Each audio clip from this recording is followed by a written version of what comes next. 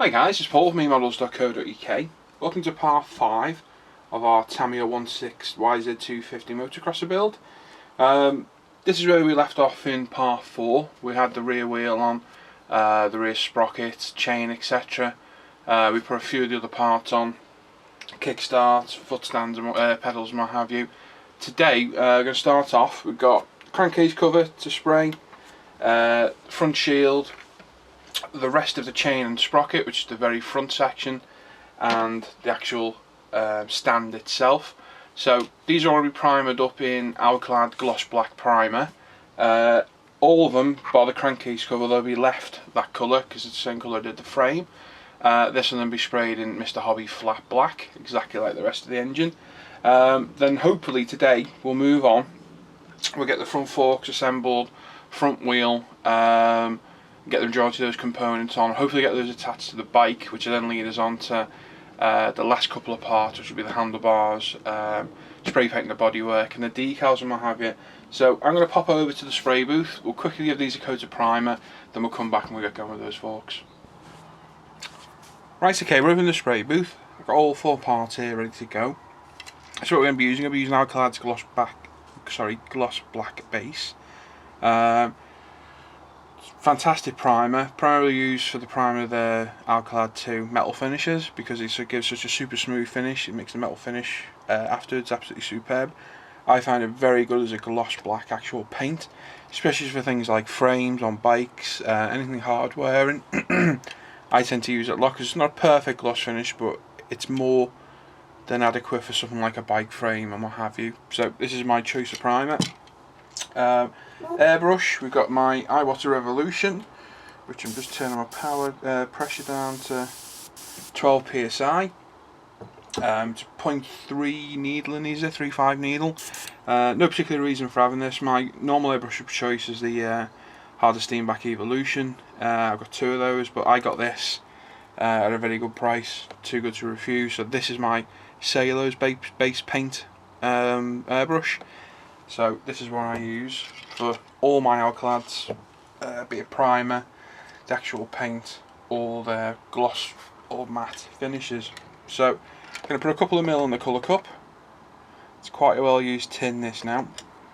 So we've got quite a lot of dry paint around the lid. So if you're pouring it into your colour cup, just be aware of what you're tipping in. You don't want to be getting any huge flakes of old dried paint in there because it won't do any good at all. Just pop the booth on. So as always, just blow off anything there. Give it a good blast through, make sure you've got a full, no problems, no blockages. Cap on, cap with these, none of the Harder Steamback, I need to get them. Probably one major benefit of the Iwater out the box. As with all the Alclads, it's very thin paint, hence the spraying at really low pressures. I'm currently at 12 psi as the compressor comes on. And as always, you're not trying to cover it in one go, especially with this stuff, it's like water. And it really does run very easy. But the beauty of it being cellulose based, it dries very fast, especially on a warm day like today. 23 degrees here today, and dries really fast, and over a fact a couple of minutes I'll be able to touch this. In fact in a couple of minutes we'll put it back on the bike. I'll just spraying black on black, can't speak today, quite hard to see where you're spraying.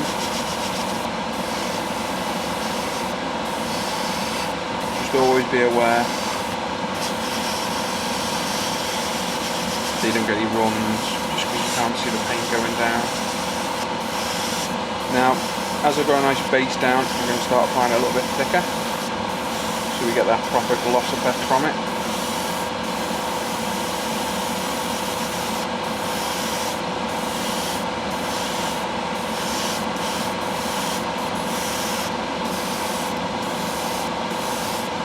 Absolutely stinks to high heaven. Being cellulose based, not good for you at all, so always make sure you've got respirator on or a boot like I've got, or both even, to be honest. I can't wear my spray mask while I'm speaking because you can't hear me and I sound like Darth Vader breathing, so never good. And I'll go over a little bit underneath, and there we go, gloss black, so that can go to one side. Next part, again, same principle as before, don't cover it in one go, you're just trying to get an even coating all over it. Then once you've got that coating, let it dry for a few seconds, then come back with slightly thicker so you get that gloss effect. So I'm going to prime all these. I'm not going to prime the crankcase cover, that's going in matte black, so I will more than likely, if I'm honest, just spray that directly, just a heavy flat black. So I'll spray all these gloss bits, we'll come back and I'll spray that flat black very quickly. Okay, so all the gloss black parts have been painted now. Just cleaned out the airbrush, we're back to the crankcase cover using just obvious flat black. Quite hard to see the label, it's a well used bottle, nearly empty. So, good shake, as per always. Then we're back to my trusty Harder Steenbeck Evolution, 0.2 needle. My preferred choice of airbrush. You don't need a lot, so over a milliliter in there. Just probably just a little thinner. That's 60-40 mix. 40% paint, 60% thinner. Give it a good stir.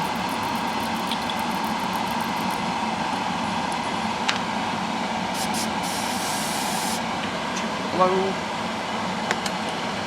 Peel it back on your bottle, even if it's only on temporarily, better than leaving it loose.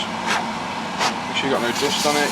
Give it a blast of air, just like the airbrush to clean the dust off. And away we go. So exactly the same principle, we're not trying to cover it in one go.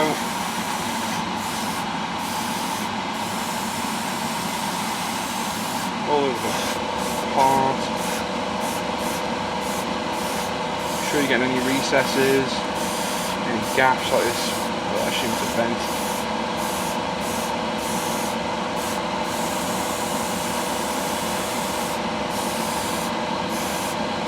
Again, just because these are an acrylic paint, they do absolutely stink. I think a lot more than Tamiya, but I think they spray better than Tamiya, personally. All over, see how happy it's covered. Once you're done, I like to cut the paint off, just blowing air now.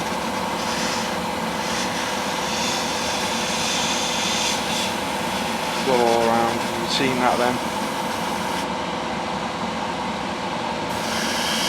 You actually watch the paint dry in front of you.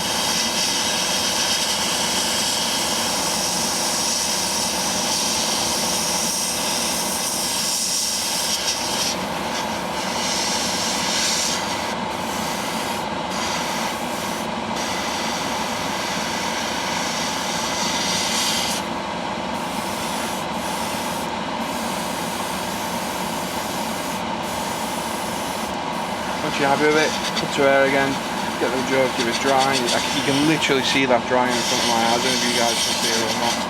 But I certainly can. And there we go. One matte black crankcase cover. So I'm going to leave that to one side to dry. Once everything's dried, I'll give it 20 minutes or so just to make sure. We'll go back to the bike and pop those few parts on. Okay, so there's everything painted for these 4 parts we need to assemble.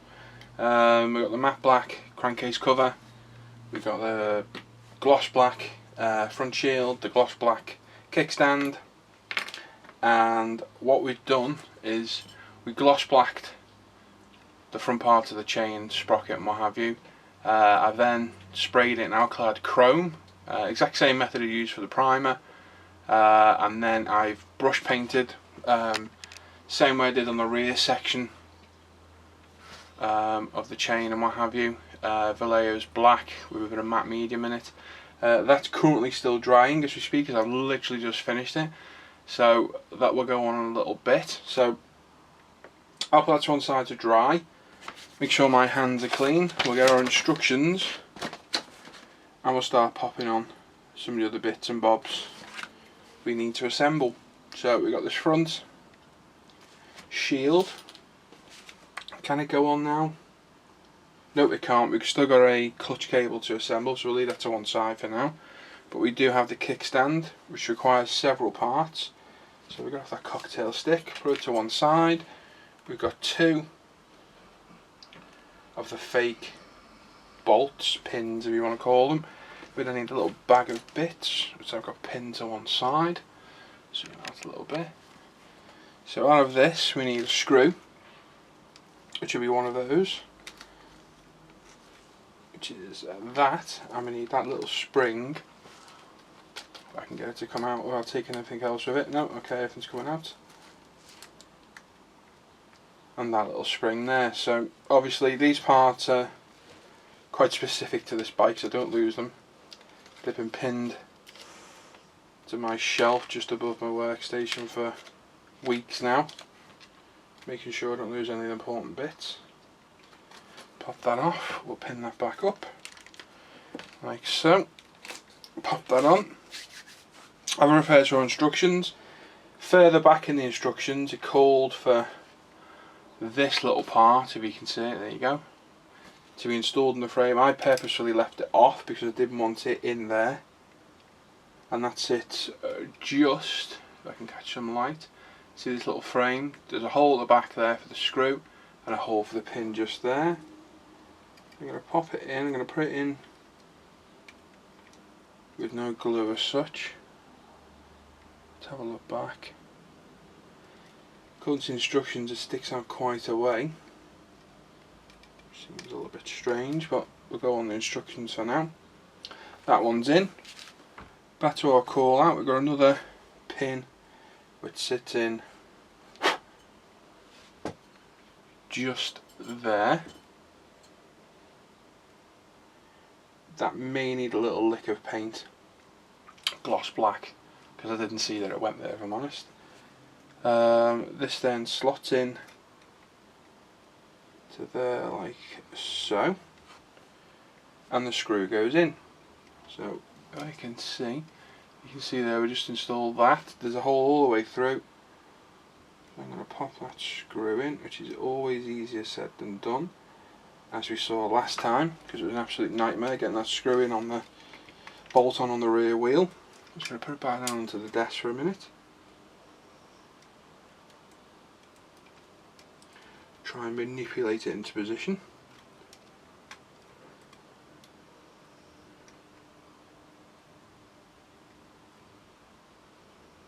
There we are. Screwdriver, which I should have just there. Now if I can get us in shot, you can see the screw sticking out just there. Whether I can keep you guys in shot while I'm doing it is a different matter, I don't know. But if we can get it into where we need it, which is there. There we go, start to screw in. Quite a large screwdriver to be fair for this. You normally get a screwdriver supplied with the kit. There wasn't one with this, if I remember right. I'll have to go back to the review. I've got one from an older kit I've had for a while. So what you need to do when screwing through is make sure when it actually hits the back part that it is screwing in and it's not physically pushing the part apart, because that's something you don't want. There we go, I can feel that screw through there now. So we want it quite tight but not too tight. Let's just see how tight we can do it. Perfect. Just a little bit of purchase there so that it doesn't swing around in the breeze of its own accord. Then we've got our little spring, which I'll grab some tweezers.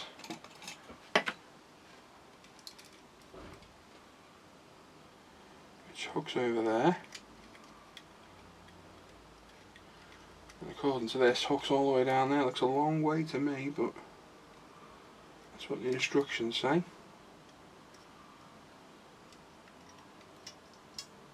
It's quite a flexible spring anyway. There we go. So you can see there's a spring on the arm, and that should, yeah, when it comes down, just hold it in position. And I'm sure if we eased it off a little bit, which I'm going to,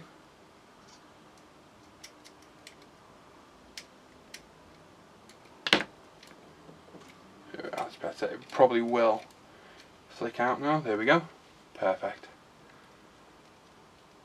Awesome. So there you go. There's that part in. So once we've got the front wheel on, there's our kickstand. So perfect. We're going to pop that up out of the way for now. Next part, I'm just going to lay it on its side, is this, which I'll just touch it quickly, has dried.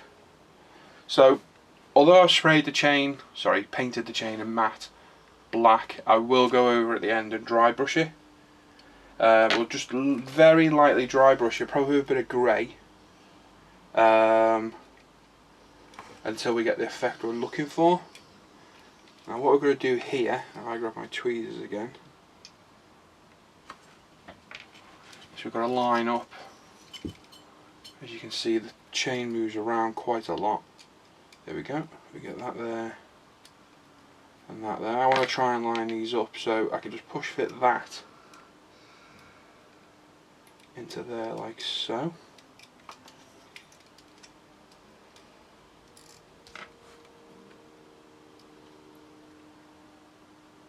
Chains on, super glue those in place. Finally, we just got the crankcase cover to put on now.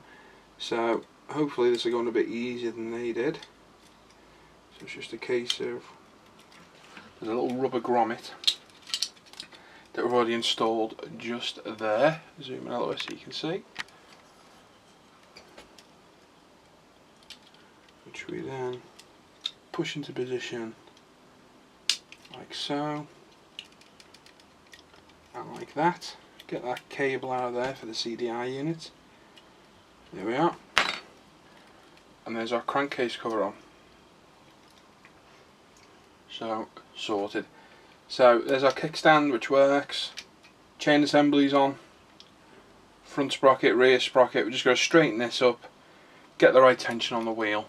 And we're done there. So, we'll come back in a minute and we'll start assembling those front forks. Okay, so we're back with the front forks now.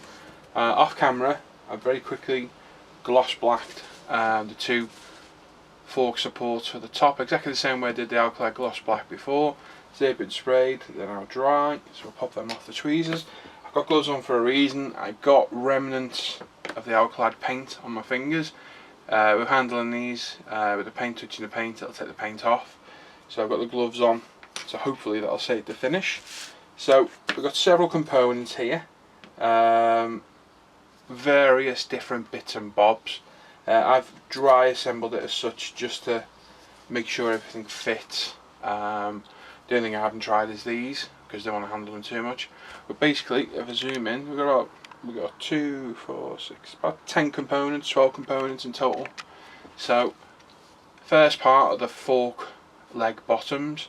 So these are the chrome parts that come with the kit. There's a lug on the bottom of one. I can show you if I have to take it all apart again, it'd be very good. So it literally sits inside there. So you click it in, job done. Easy enough. One of the springs that were in those bags before, that slots in there like so. And then one of the vinyl rubberized parts that are a bit more flexible, that sits on top and that actually holds all that part together.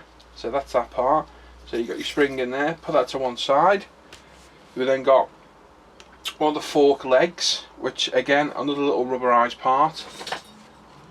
Make sure you got the right part. So this is the bottom part that goes into that front fork. So that rubberized part sits in the bottom like so. I'm not going to glue it, I don't think there's any need. We've then got Let me see, refer back to the instructions. We got this one, which is one of those parts of just chrome black, gloss blacked. So if we go, it'd be in that side, just make sure we're orientated the right way, which is that, like so. Hopefully it's going to fit in without too much drama, which it has, and no paint loss. So again, just keep referring back to instructions, make sure you get everything orientated the correct way, and what have you, which we have, so that's great.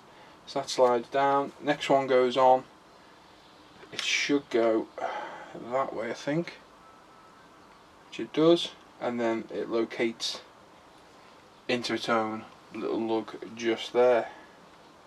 So if we push that on again, quite tight parts.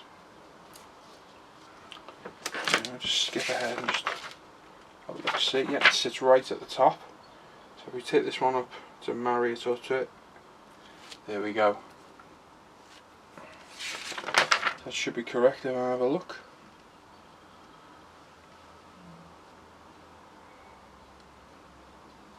Right, gotcha. They don't actually connect together. I'm getting ahead of myself there. That actually goes into the frame itself. So a little bit ahead. Yeah, it sits in there. One at the top, one at the bottom. Yeah, so we keep that gap actually there for now until we're attaching to the frame. Next piece, we've got the rubber boot. So make sure we go the right way. I think it's going to be horrible now. We're going to put a little bit of my saliva on there to act as a lubricant as such. Now it calls for that to be cut off at the top. There's like an excess little ridge there. It's obviously just there for what I'd call manufacturing purposes. So again, slip the boot on. It may be easy to put the boot on the other way, looking at it actually. And that's maybe what I'm going to do. We'll see how well this slips in. It looks like it might go on. The glove can come off now. Stop looking at those gloss parts. There we are. So it's just a case of twist it till it goes all the way up, like so. As you can see, doing its job, being springy. So keep that there, like so. Fantastic.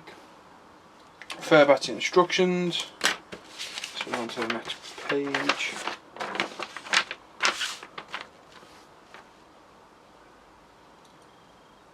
So that way orientated on the instructions for this right hand side, we need to turn that whole assembly so we have that recess, which is then going to sit in that gap like so. So if you can see that little hole just there, I'm not sure if you can see it. Yeah, there you go, you can see it springing up and down. So what we get in the kit is we get another little lug. I think we had this on the rear suspension if I remember correctly. So we pop that in, push it in the hole just there, and then when we go around the bike touching up all the chrome parts, we'll put a bit of silver over that to hide it. So I'm going to pull that down like so. It should be about the right gap roughly. Go a little bit wider, and there we go. One side of the working suspension completed. Nice and simple, works very well. So I'll crack on with the other side and I'll come back when that bit's done. Okay, so we're back. Several things off camera. We've got the second part of the front forks attached, so that's all fully working now. We've cut off the wheel sections, the tyres out ready. We've primed the brake hub, sorry, not primed, sprayed it in matte Mr. Hobby, and we've also done the centre hub in Alclad gloss black, exact same method we used before, so you haven't really missed anything. So we're going to quickly assemble the front wheel, pop it onto the forks, and then we can get it onto the bike just temporarily for today, and then we'll come back next time and get other parts done, the handlebars and what have you, leading on to the spray painting as well. So exact same method we had last time for the wheel. So we have one half, the hub sits in like so. There's a locating lug somewhere on the wheel, there it is. We shouldn't need any glue at all, just like last time. Almost clips in position like so. But what we will do, we'll put a tiny little bit of glue just in a few key spots around the top. So I'm going to pinch it very tight. Put some very thin super glue and a bit of activator. This is the zip kicker from Zap Industries.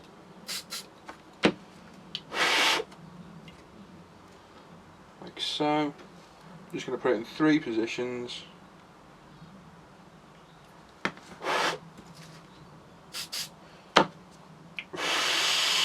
Gives a rather funky yellow colour for some reason, must be a reaction with the chrome.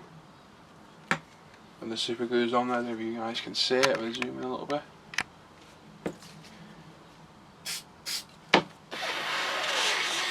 Quick blast with the kicker. Done. So there we go, there's the wheel. All the spokes are in the correct position like we said last time, so no problem there. So we'll pop that to one side. Tyre, exact same as last time. Pop it over into position like so. Obviously we can get the final position of it later once it's on the bike and what have you. We have this hub which sits in there with this. This is one of the other hub parts. You didn't see it get installed in the other wheel, but it pops in there like so. And apparently that one clicks in there too. There we go, that goes right through. Obviously we've got front brake component there, but that'll go on afterwards, that's not a problem at all. So then we need this bag again.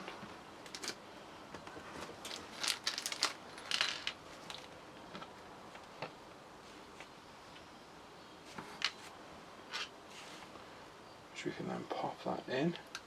Should we get all the right way around?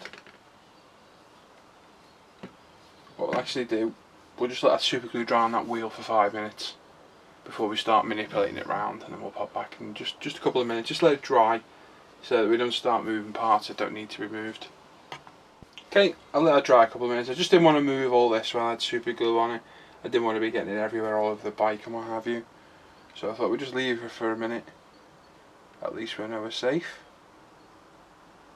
So let's have a little looky, see what we've got. Obviously it's handed, as to the forks, so I'm just referring back to instructions.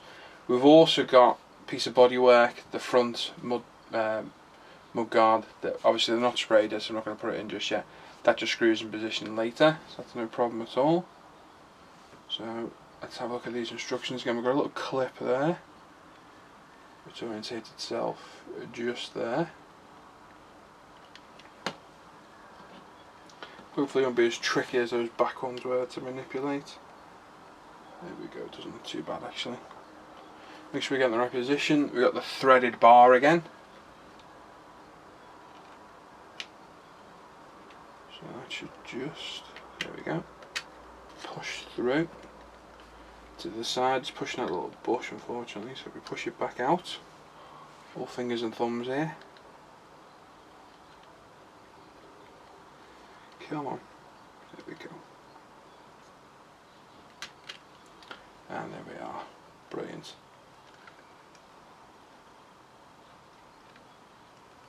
So there we go, so what you can see there, you can see just in there, that silver part of this fork, there's actually a little locator on that brake hub. So you can't get it in the wrong position as such, so that's always handy. Couple of nuts, pop that in.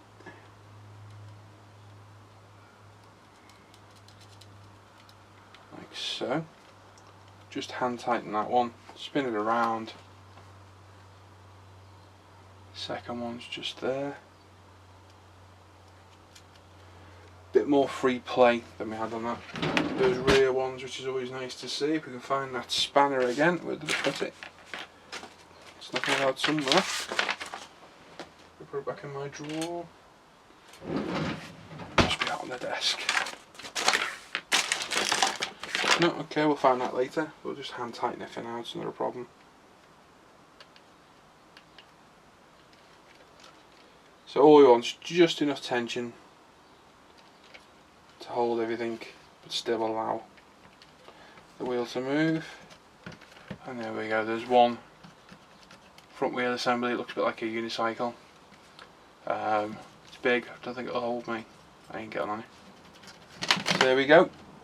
That's that assembled. So all that's left to put on here is this brake assembly part. Which, looking at that, that's the instructions.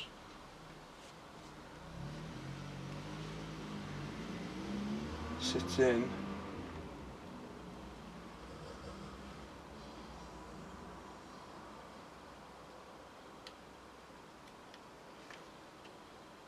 Yeah, that sits in that little gap there. I'm not going to put it in yet, it still needs painting. So that needs to sit in there, so that's ready.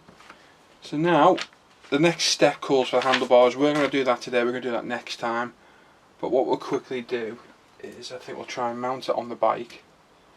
So we start to get a bit of a look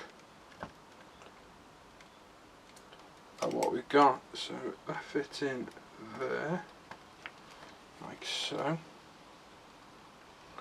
Push that up. Put the stand down for a minute just to hold it. And what we need, there's a little pin which is F32, should be on here. There it is.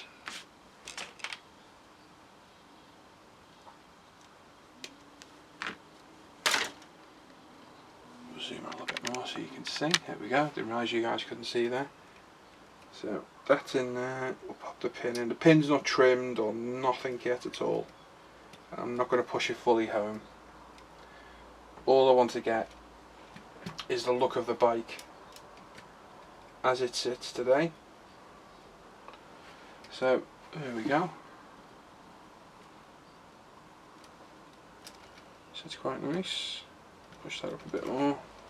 Get that little rubber boot on properly. There we go. Obviously once we get it all together we can finalise where all these bits are going. But there we go. So this is where we are today. If I move it where you guys can see. Just there, like so. Looks a lot better now with the front wheel, and we just need to sort this piece out. There we go, that's a bit better. Not quite sitting properly, but obviously we're going to have working steering, we've got working front suspension, working rear suspension. The kickstand's now fully working, as you can see. It holds itself up, as well as flicking itself down, which is good. Holds the bike up, and that's how it will be displayed. There is an actual work stand with this as well. I won't be displaying that on that. It'll literally be on the kickstand for me. All this side's all complete now. I think we've got to do the matte black on that little boot on the rear brake as well. So I'll do that off camera for next time. What else do we do today? Crankcase cover on, we've got the rest of the chain on. That just needs a bit of dry brushing to give it more realism. And that's basically how we stand now. So that's part 5 done and dusted. Part 6 will come back, we'll get all the, if I zoom out again. In part 5 we'll get the handlebar assembled into position. There's a couple of decals to apply to that as well. We then need to move on to the bodywork itself. So that's going to take an entire at least part on its own. So what we'll probably do for the next part is we'll concentrate on the handlebars, we'll crack on with the spray, and we'll see how much we can get done. I'll try and keep these to half-hour videos. It's quite hard to do, especially with a bike this big. I don't want to have, you know, more than 6-7 parts if I can help it. But we've still got the front, still got the handlebars to assemble, we've still got all the paintwork to do and the decal to do, so quite a lot to fit into one part. So I'll see how I get on next time. So we'll either be 6 or 7 parts. I'm thinking 7 to be honest, but we'll see how we get on anyway. So there we are as we are stand today. paulfromemodels.co.uk. Check out eModels website, loads of modelling products on there, it's fantastic. Everything you need you can find on there. Have a look at eModels YouTube channel. where you found this video. All the other videos are there, all the other parts, all the other videos I've done for e-models are on there. Check out e-models Facebook page, like it, follow everything that gets posted on there. All the info is posted on there. Model builds, these videos are posted on there, and all these videos are also posted on internationalscalemodeler.com, my forum, so pop over there, have a look, and you can take part in e-models monthly prize draw on there, put your name down, and this month you're in a chance of winning a Revel 132 Air Cobra, if I remember right. So that's it. So I'll see you for part 6 over the next couple of weeks, and we'll get cracking on some paintwork. So thanks for watching, take care, I'll see you soon.